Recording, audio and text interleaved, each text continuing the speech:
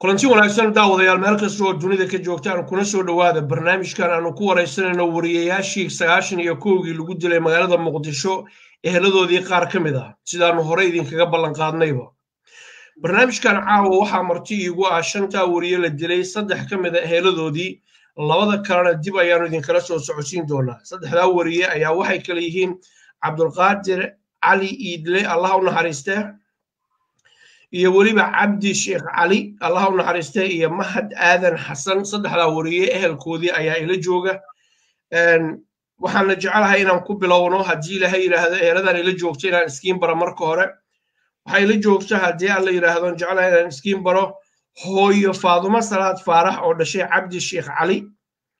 waxaan kaloo jecelahay inaan soo dhaweeyo iskiina baro Marwo Faadumo Macallin Abuukar oo Cabdulqaadir Cali Iidle xaaskiisii ahayd ربي هور حمده iyo sidoo kale Ahmed Aadan Xasan oo la dhashay Mahad ayaan jecelahay inaan idin soo gudbiyo hadii Ilaahay yiraahdo saddexdooduba way maqlayaan dalkan Ingiriiska iyo dalka Sweden ayay kala joogaan waxaan jecelahay inaan ogaano horta dadkan ay ahaayeen inaan xusno u ducayno isla marxaantaana barano dadka ay ahaayeen aysan noqonin qof waa hore dhintay ama la dilay oo la iloobo laakiin ehelkoodii qaraabadooda saameynta ku yeelatay dabeecadahoodii dhaqamadoodii inaanu weydiino oo waxyaalo fara badan oo lagu ogeyn dadkan magacyadooda aan maqalnay oo in badan oo kamid ah wajiyadooda aan aqoonin dad yar oo la shaqeyn jiray maahane eheladooda ayaa nooga warbixin doona hadii Ilaahay yiraahdo waxaan marka hore jecelahay inaan soo dhaweeyo hooyo Faadumo Salaad Faarax hooyo soo dhawow way maqashaa هوي سولو وكاغا ما دعلنيا مغعيق عبد الحفيظ محمود جامع با ليرادا هويو بريغو او دشي عبد الشيخ علي بل دلشديسي iyo barbaarintiisii waxaad ka xasuusato hooyo noo sheegado maad barbaarintiisu waa hadaba soo barbaarinay maana anigu markii saacadii way iga maqanta oo dhashay waa gartay geerid markuu dhimanayaa lagsa garanaya waa gartay inta uusan dhimanin ka hor dabeecadihiisii iyo waxyaalihii jeclaan jiray yaraantiisii maxaad ka xasuustaa hooyo nin wanaagsan buu ahaa oo maamulhaya nin wanaagsan oo maamulhaya oo hayo dadka hogaamiyo daadiye markaad leedahay dadka daadiyo wax maamulo ayuu ahaa ma reerku u shaqayn jiray maxuu qaban jiray shaqadiisu maxay ahayd warbaahinta ka sakow reerkana waa noo shaqayn jiray warfaafintana waa u shaqayn jiray xanaanada xoolahana waa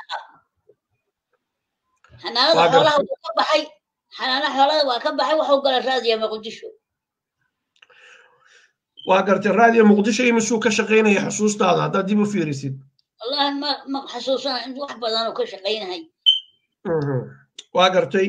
hooyo aad u mahadsan tahay waa kugu soo noqonaya hadii Ilaahay yiraahdo waxaan u gudbiyaa hadii Ilaahay Sweden iyo Faadumo Macallin Abuukar Faadumo soo dhawow waa dhawahay Cabdi Xaafid oo mahadsan tahay magacaygu waa Faadumo Macallin Abuukar oo ku soo dhaweynayaa waa gartay Faadumo waxaad iiga warantaa hadii Ilaahay yiraahdo odaygaagi Cabdulqaadir bal meesha isku barateen iyo barisamaadkii waxaad ka xasuustid والله عبد الحافظ وبرسماتكي أولي وحارس برناي سديتن يلا ودي بلوجدي ما شاء الله سديتن يسد حدي محي هذي ورانتي دين وأقل قرنا ما فهمت سفيعا مركا أولي وحوها nin aad iyo aad u dabeecad wanaagsan ma sha Allah oo afgaaban wadaad ah shaqadiisii waxyaalaha loo diran aad uga adag oo barbaaray family aad u fiican oo kala dambeyn iyo asluub iyo xaq diineed ba aad uga muuqato ma sha Allah waa gartay dabcan adigu qofkii nolosha la qaybsaday baad ahayd inkastoo qadar idin kala waday maxaad dabeecadihiisii gaarka ahaa mid iyo laba ka xasuusan kartaa oo qalbigaaga wali ku jira run ahaantii cabdi xafiid haddii aan kaaga warramo dabeecadihiisa nin dabeecad adag ma ahayn maasha allah nin asluub lahoo dadala dhaqan ahoo maaragtay aad iyo aad aan la soo koobi karin naxariis badan xushmad badan qadirin badan bulshadana maaragtay magac gooni iyo maamuus ku leh xagga dhalinyarada la socodka iyo xagga diriskaba iyo xagga reerkiisa iyo xagga ehelkiisa nin u wadaag aad iyo aad ugu wanaagsan buu ahaa ma fahamta aad iyo aad waa kugu soo noqonayaa axmed haddaan u gudbo axmed soo dhawow sida asxaabta kale aan kusoo dhaweynayaa bal gudagal kolay su-aasha waa maqashay su-aasha la midka adiga asaga yaa weynaa maxaad ka xasuustaa walaal marka hore waan dhowahay aad baan ugu faraxsanahay barnaamijka inaan ka soo qayb qaato mahad aadan xasan mahadcadde wuxuu ahaa da'deediis anaa wuxuga weynaa oo gabadh deeqa aadan xasan la yidhaahdo noo dhexaysa oo iyadana walaasheen ah maanta joogta marka mahad curadkii wuxuu ahaa reerka hogaaminayey ka qayb qaatay nolosheena iyo korriimadeena xataa qayb ka qaatay bulshadii aan la soo kornay xaafadihii aan deganeen bakaaraha ama madiina waxay ahaayeen dad aad u jecel ilaa yaraantiisii ilaa intuu weynaado idaacadda shaqo ka bilaabay nin la jecel yahay ayuu ahaa ilaa hadda dadkii aan waqti isku weynay ayaa ila soo xiriira oon meel ku wada dhalanay marka gartay wada axmed rallow marka mahad yaraantiisii wuxuu ku dhashay magaalada muqdisho hadda ma xasuusto maadaama in badan iga weynaa martiini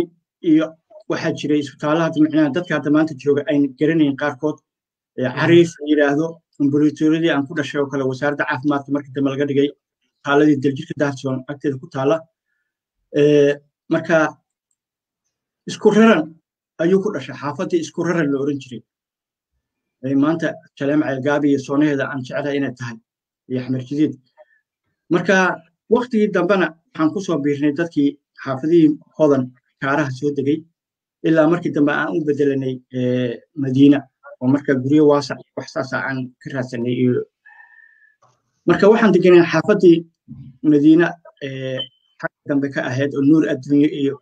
dadka kolley hadda magaalada muqdisho degan xaafadda wadajir ayaa yaqaana ceeldheere ayaan deganay oo aan ku soo kornay inta qaybteennii dambe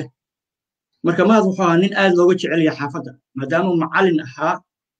macallinnimadiisuna 81 meelaha uu dadkii xalano ka soo baxay ayuu ahaa maadaama wuxuu dhigi jiray maadaama macaa wallaahi markaa dee nin dhalinyarana waan ahaa waayo 91kii haddaan 21 aan jiray dee markaa 80 iyo xogaagii waad qiyaasi kartaa intaan jiray macnaha dugsigii anaaba kalaaskii shanaad meelahaas dhiganay laakiin wuxuu dhigi jiray juqraafiga saan jeclahay laakiin iskuulladii uu maanta wax ka dhigi jiray ardadii macnaha waqtigaa dhiganaysa ayaa ilaa haddii la soo xiriirta oo qaarkood xasuustaan macnaha wuxuu ahaa marka dhamayaan sacatan ayuu iskuulkii aan jeclahay inuu ka bilaabay dhamayaan sacatan markii wixii ka soo horreeyeyna wuxuu ka dhigi jiray meeshii carruurta agoonta lagu hayn jiray afgooye ee weliba qaybta gabdhaha baan jeclahay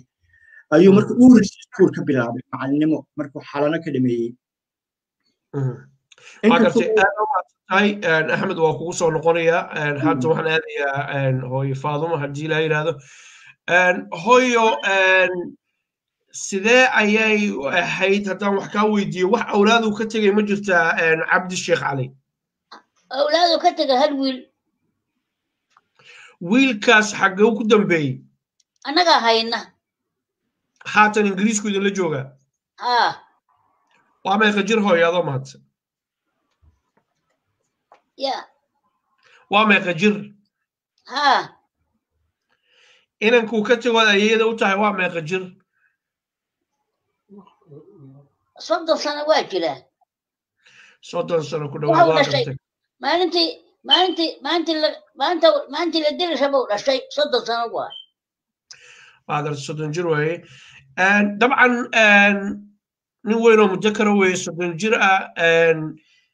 arrintii siday u dhacday iyo aabihii meeshuu ka dambeeyey dabcan wuu idin weydiiyey maya annaga weli hogaaminayna weli mas-uul ma uu qaadinin walaalihiisaa joogo wax adeeryaalkiisaa joogo maxamed sheekh cali oo ilmaha wiilasha u weyn oo halka ii fadhiya joogo waa gartay hooyo dabcan wuu idin weydiiyey waad oga sheekayseen intuu yaraa iyo intuu hadda caqliyaystayba aabihii siduu u dhintay iyo wixii ku dhacay maxaad kala kulanteen jawaab idinkaga jawaabay weli waxaas ma aanaan weydiin okay waa gartay imina sheegay waa gartay hooyo hadda haddii aan ka gudubno arrintaas cabdi sheekh cali wuxuu ka shaqaynayay idaacaddii waxaa igu maqaalo ah xilliga dilkan uu dhacayo inay ahayd bil rabadaan uu soomanaa arrintaa ma ka warqabta adigu ya telefonka fadlan baktiya idinkoo mahadsan gadaal ka baxaya codka saan hooyo isku maqalna waa hagaag hooyo waa usoo noqonayaa hooyo halkaa ii joog faaduma u gudbayaa faadimo ma jirtaa faadimo cali ibraahim baa sheegaya ma jirtaa wax awlaada isku dhasheen walaalay maasha allah 4 caruura afarta caruurta ahu maanta aday kula joogaan baan filaya si wanaagsan maasha allah su-aasha hooyo aan weydiiyey dabcan waxaad oga warrantay aabbahood wixii ku dhacay iyo dad kaloo fara badan oo soomaaliya dalkeeni markuu burburay ma sahlan inaad u sheegtid aabbo qof kalaa dilay maxaad ku tiri see ola hadashay sidee warkaan ugu gudbisay naxdinta leh runtii cabdixaafidow soomaali sideedaba waxmaba qarisaba ma ogtahay intaa aniga u sheeginaba loo sheegay soo maaha magaalada ka maqleen magaalada xaafadayaa loogu yimid oo waa maqlaayeen hadalkoodoo waa la dilay aabbahoodoo nin magacaas liiraabaa dilayoo waa ka warqabeen yaraantoodii waa lagu seexin jiray waa ogyihiin waa gartay maxaa ka wadaa waa lagu seexin jiray maya hadda waa maqlaaya ilmihii xaafadayaa dadkii soo booqday iyo dadkii xaafadda jooga iyo ilmaha kan waa agoonoo aabbahood ninkaasaa dilay magaciisaas liiraa taakee nin liiraahaa dilay ilmahan marka wax qarsan ma jirto waa la ogyahay taas ilaa yaraantooda ilaa hadda way ka warhayaan naxdin iyo afmakariir iyo tiiba mid ka darbo maanta anaka noo taagan tahay waayo 30 sano wax dib loo dhaafay xasuusin xoog leh ilmihii oo maanta wax fahmaayo oo dareenkooda hadda waxa waaye shal waxa ay si kala ogeyn waxay maqlaan hore u gudbi jireen laakiin maanta tii shalay annaga maanta nooga xanuun badan runtii markaa leeda waa nooga xanuun badan tahay maxaad ula jeedaa macnee walaalada maadsan waranka ninka kugu dhuftay iyo midka kugu gilgilaba way kala xanuun badan yihiin dhacdadii shalay aabbahaas waa dhintay waa laga samray caruurta waxma aysan fahansaneyn laakiin hadda waxbay fahmayaan yaa xanuun bay ku noqotay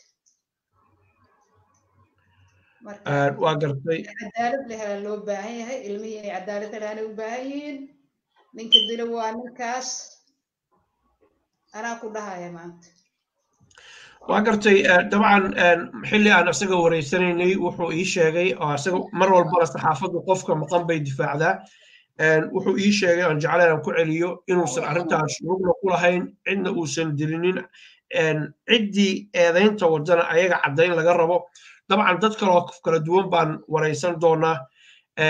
laakiin adiga haddaan ku weydiiyey adigu goobjoog miyaad ahayd meesha dilkan uu ka dhacay mise waa lagu sheegay aniga idaacadda goobjoog kama ahayn laakiin xaafadan goobjoog ka ahay ma fahamtay aniga wiilkaas inuu wiilkan ninkan dilay marxuumka inuu dilay markaa timo doonto waay taas haddaan ku dhahaya waa gartay maxaa ka jira erayada oraahda odhanaysa markii dilkan uu dhacay kadib waxaa wada hadlay sida dhaqanka soomaaliga suuban uu yahay labadii qoys diyaa la idin siiyey arrintaana waa arrin dhammaatay maxaa ka jira wax xogood ka haysa ma jirto haba yaraatee wax ka jira haba yaraatee ma jirto biyaha qofkii qaatana maba hadleen ma soo maaha marka inuu dilo waxaa ku cad inay qoysaskii wada kulmeen wada hadleen arrintii meel laysla dhigin dagaalkii 4 bilood uu qarxay taasaan goobjoog u ahay ana idaacadda goobjoog kama ahayn dagaalkii 4 bilood waxaa ka wadaa dagaalkii u dhexeeyay madaxweynihii hore Soomaaliya Cali Mahdi iyo Caydiid nacamtu billah marka su'aashii hore haddaan kugu soo celiyo Faadimo Macallin Abukaray wax diyaa la idinma siinin laakiin wada hadal labada qoys ayaa bilowday baa leedahay oo meel dhalin wada hadalaa bilowday wada hadalkiina maba dhammaanba soo maaha waa gartay aadan kugu mahad celinayaa waa kugu soo noqonayaa dib waxaan ugu noqonayaa markaan haddii ilaahay yidhaahdo axmed oon weydiinayo wax wada hadaloo qoysaskaas in ay jiraan iyo in kale iyo wax xiriiroo lala soo sameeyey ama ayagoo ay sameeyeen axmed haddaan ku soo dhoweeyey ma jirtaa wax diyaad qaadateen ama wada hadala oo dhex maray qoyskiina iyo qoyska ninkaa lagu eedaynayo inuu wax dilay waxaan u leeyahay eedayn wax caddayna ma hayo soo dhowow wada hadal marka hore maba dhicinba waayo intaas 30 sano Soomaalidu inta badan way kala maqneedba hadda unbaa micnaha de meediyaha cusub oo adduunka maanta hala qaaday unbaa keenaya in xiriir laisku sameeyo laakiin anigu wax wada hadal ah aan reerka u ka dhashay ama aan wada xiriiray ma jirto haddana waa kan taaganba micnaha anigu maba iiba eedaysana laakiin de cadaaladdan ka yeelin waa gartay aad baa ugu mahadsan tahay waa mahadsan tahay hooyo Faadimo dib ugu noqonayaa hooyo haddaan adiga mar kale kugu soo dhoweeyo ma jirtaa wax wada hadala oo labada qoys u dhaca oo xaal mastuur ah oo arrintaa lagu soo afjaraya ama jiyaha oo qoyska la siiyey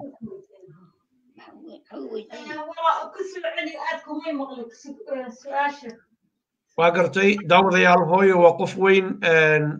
marka inaan cod kor ugu qaado weeye hadday maqli weyda ka raalli ahaada hooyo khayr allah ku siiya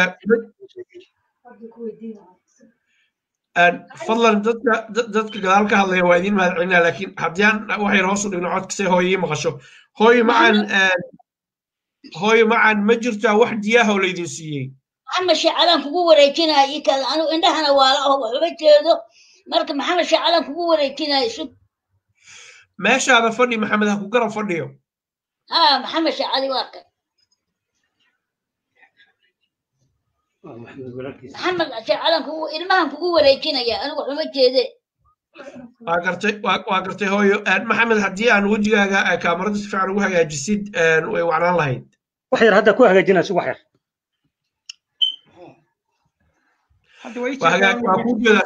وجهها محمد مجلسنا واحد جياه ولا ينسيي أما وضح هذا ولا بدأ قوس الأحمري واحد جياه ولا ينسيي أما واحد بدأ قوس الأحمر متشرانين واقرتي واحد ما جرى أذن الأحمر واقرتي أذوق طبعا إن تكونين بان قياسية واقرتي هوي حوغا يرى ورسمغلي ويني وأعلو داريا هوي وين الله بركة عمرك هذه عافمات كذا ما حد كحسوسة دبع هذه سي نقن كيسي ما دام أذوق هاي ولالكي كوينة الله نحرسته ولالكي عبد الشعلي وكبحي dugsigii sare ee xanaanada xoolaha waxaa loo bedelay degmada Caluula uu ka soo shaqeeyay 1975 kiina waxaa lagu soo ceshay xamar wuxuu haddana mashruucii gandiga la oran jiray afgooy ayuu shaqo ka bilaabay kadib 80gii ayuu wuxuu galay raadiyo muqdisho shaqo ka bilaabay ilaa 90gii ayuu shaqeynayay واقرتي طبعا ويلكي ودليل إذا لجوا حتى لندن سان دريمة يهوي مركان ويدي xoogaa yar waxa laga yaabaa inuu communicationkeenu fiicnayn bal asaga dabeecadihiisii wuxuu ka raacay iyo sidii loogu sheegay newskii maxaa nooga sheegi kartaa waxa ka ogta walaalow macnahu waxa weeyaan wiilkaani waa ilmo yar buu markaas ahaa aabihiis in la dilay wuu maqlay ninkaasaa dilayna wuu maqlay balse waxa weeyaan wax kale oo wara oo dheeraad ah oo uu ka hayaa ma jiraanin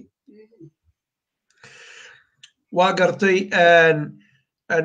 waxaan jeclahay inaan u gudbo qaybta kale oo ah xilliga dilku uu dhacay iyo idinka saamayntu idinku yeeshay family ahaan haddaan adiga kula joogo maxamed sheekh caliyow goormaad maqasheen dilkaanu inuu dhacay cidda dishay iyo kama hadlayno dilkaanu inuu dhacay goormaad maqasheen sidee warku idinku soo gaaray walaalow waxaan maqalnay dilkaani markuu dhacay 2 beri kadib anigu xamar baan joogay annagoo dhan intayna badan marka 2 beri kadib baan maqalnay in la dilay kadibna waxa weeye gabadhii walaashay ahayd uu la joogay ayaa maxaa noo tacsi samaysay odayaal maaragtay baan loo tacsiyeeyey tiro badan oo maaragtay familkaas ahaa oo gabadha qabay marka waqtigaasaan maqalnay annaga gabadha la qabay waa tuma waxa xalimo sheekh cali walaasha waa gartay marka reerkii xididka aad ahaydeen baa idin tacsiyenaya waa gartay dabcan waxaan war ku hayaa inaan khaldanahay iyo in kalena adaa isixi doone dilkan xilligu dhacay xilli rabadaan inay ahayd waxay ahayd rabadaan bay ahayd bisha mars abriil bay ahayd 8 iyo 9 aad ma kala hubo laakiinse maalin jimcaha oo rabadaan ayay ahayd ma abriil bay ahayd mise march labada eray waa sheegtay abriil 8 bay ahayd abriil 8 baan hubo u dhow iyo 9 labadaas midkood bay waa hubaa waa gartay uuna soo maraa dabcan ersalaadoo soomo ahaa allah naxariisto oo soomano ilaahay ka baqay ayuu ahaa waa gartay rabbi waxaan uga baryaynaa inuu u naxariisto waa hagaag waxaan kaloo rabaa inaan u gudbo axmed oon weydiiyo siday ku ogaadeen iyo dilkaanu siduu u dhacay waxay ku ogaadeen iyo saamaynta uu ku lahaana waa idin soo wada noqonaya kulligiin waa idin weydiin doonaa haddii la ahaado wax yar ii kaadi axmed aan khadka soo geliyo axmed kolley waad maqlaysay su-aasha goormaad ogaateen in uu dhintay walaalka mahad aadan xasan anagu 8 qoyska qaybna xamar bay joogtay hooyo iyo walaalo ayaa xamar nooga haray 8 March ayaa aniga iyo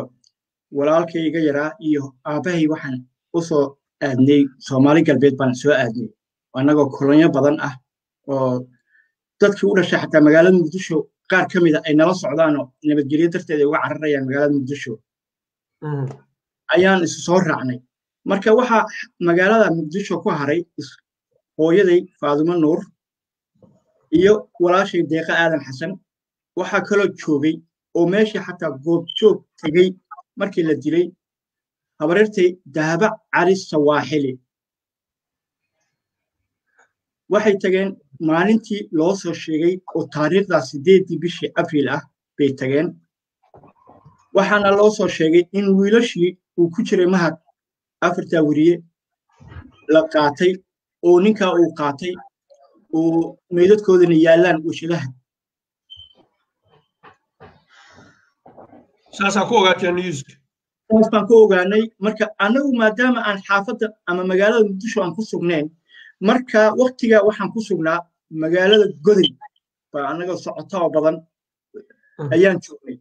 dhalinyaro marka aan qaraabanahay baa naga daba yimid wax aan alifayo ama maarta maanta aan wax ka sheegay maahan waxay ii sheegeen nin la yiraahdo Taakeye inuu walaalka dilay meedkiisina ilaa hadda waa leeyahay oo dadkii qaar baa maadaama inta islaam ahayo aasay dadka wixii meyd ay arkaan axmed waraalow see ku ogaateen in meydadka la geeyo warshadaha haddii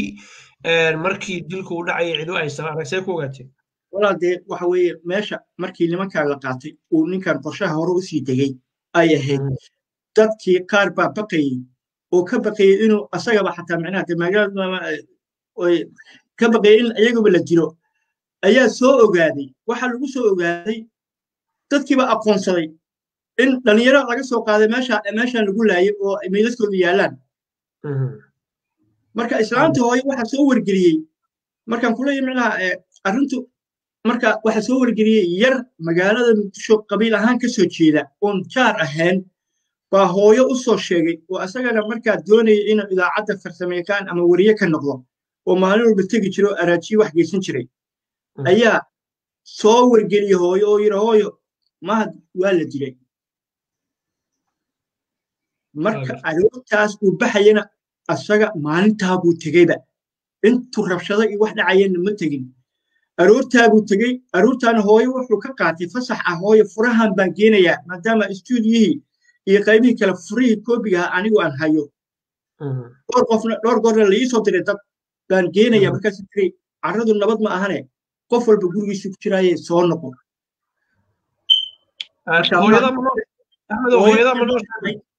way nooshahay walaal way joogtaa gurigay ila joogtaa laakiin ma doonayo inaan xusuusiyo waayo qof weyn weeye waa 80 bay kor u dhaaftay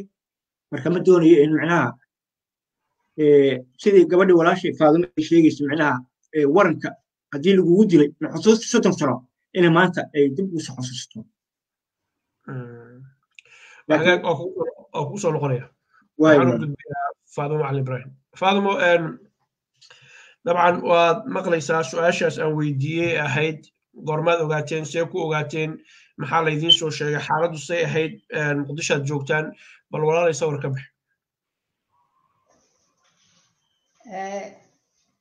subaxdii uu shaqo tegey subaxdii markuu shaqo tegey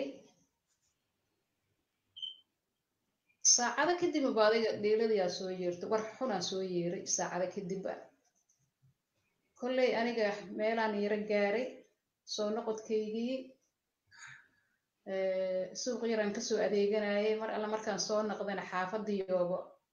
la buuxo aan ku soo noqday wargelin lagula sameeyey inuu dhintay wiilkii ninka magacaasi la dilay wiil yaroo idaacadda kala shaqaynaya oo ku cusbaay markaas aa warbixinta keenay ma fahantay ma xasuustaa magaciisa awees bashiir aa dhahaa gartay marka sidaasaan ku ogaaday xaafadii wada guuxaysa waxaan yiri xabado baroonaha dhaceen mar alla markay xabadihii dhaceen iyo buuqi xaafadda markaan arkaan yiri talow macaruurti xabadihii isu dhaafeen mar alla markaan soo dhawaaday oon yaabanahay ama kaag aan arrintii la ii sheegay xataa wiilkii warbixinta keenay xaafadda uun dhigo waa iga weji qarsay adig ma fahantay marka arrinta saasay igu soo gaartay annaga subax siduu nooga baxay oo shaqadii u aaday naguma soo noqon waxaan xanuunka la qabaa gabdhaha ayagana dhibkaasoo kale ku dhacay oo raggooda siday shaqada u aadeen dib ugu soo noqon